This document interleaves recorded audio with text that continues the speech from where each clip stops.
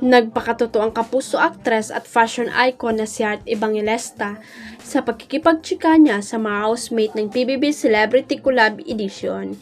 In fairness, sa ilang oras na pananatili ng aktres sa loob ng bahay ni Kuya bilang house guest, ay marami rin siyang naibahagi tungkol sa kanyang personal life.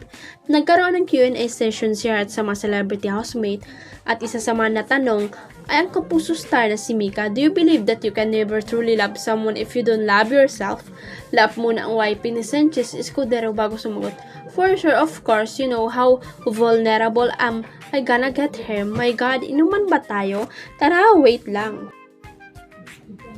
Pagsiseryoso ng actress, yes, you know, I think it's not really a secret when I'm married. There's is a time in my life that I feel like I lost my way. Nagrebelde ako, malis ako. Almost isang taon din akong nagrebelde. I wanted her because I felt like I was not understood. Or ewan ko kung anong nangyari sa akin, siguro na-redirect din ako sa mga kasamaan ko. I went into a path na akala ko hindi na ako makakalis dun, but I definitely lost my way. Lad pa niya.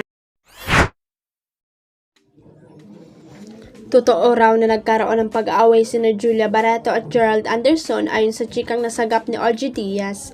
Sa latest episode ng Showbiz Update, tinalakay ni OG ang patuloy na pananahimik ni Julia.